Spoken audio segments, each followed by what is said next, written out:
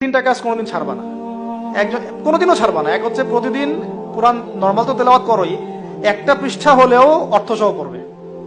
একটা পৃষ্ঠা হলেও অর্থ সহ, ওই যে 5টা আয়াতের উপর আমরা কিন্তু আজকে আলোচনা করলাম, 4-5টা আয়াতের উপর অর্থ সহ পড়বে। 2 নাম্বার হচ্ছে রাসূল সাল্লাল্লাহু আলাইহি ওয়াসাল্লামের হাদিস 4-5টা করে প্রতিদিন পড়ার চেষ্টা করবে একটা বিশুদ্ধ বই থেকে। আর রাসূলের সিরাত জীবনী 2-3টা পৃষ্ঠা হলেও পড়ার চেষ্টা করবে।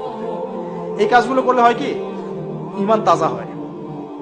আপনি অজুর ফজিলত জানেন, অনেকদিন আগে পড়েছেন, এখন অজু করতে গেলে সেই ফিলটা আপনি পাবেন না।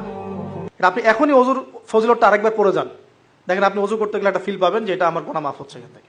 এটা হচ্ছে ইলম অর্জনের ফলে আমাদের কিন্তু ঈমানটা রিচার্জ হয়। তিনটা কাজ কোনোদিন ছাড়বা না, একজন কোনোদিনও ছাড়বা না। এক হচ্ছে প্রতিদিন কোরআন নর্মাল তো তেলাওয়াত করোই, একটা পৃষ্ঠা হলেও অর্থ সহ পড়বে। একটা পৃষ্ঠা হলেও অর্থ সহ, ওই যে 5টা আয়াতের উপর আমরা কিন্তু আজকে আলোচনা করলাম, 4-5টা আয়াতের উপর অর্থ সহ পড়বে। 2 নাম্বার হচ্ছে রাসূল সাল্লাল্লাহু আলাইহি ওয়াসাল্লামের হাদিস 4-5টা করে প্রতিদিন পড়ার চেষ্টা করবে একটা বিশুদ্ধ বই থেকে। আর রাসূলের সিরাত জীবনী 2-3টা পৃষ্ঠা হলেও পড়ার চেষ্টা করবে। এই কাজগুলো করলে হয় কি, ঈমান তাজা হয়। আপনি অজুর ফজিলত জানেন, অনেকদিন আগে পড়েছেন, এখন অজু করতে গেলে সেই ফিলটা আপনি পাবেন না। আপনি এখনই অজুর ফজিলতটা আরেকবার পড়ে যান, দেখেন আপনি অজু করতে গেলে একটা ফিল পাবেন যে এটা আমার গুনাহ মাফ হচ্ছে এখান থেকে।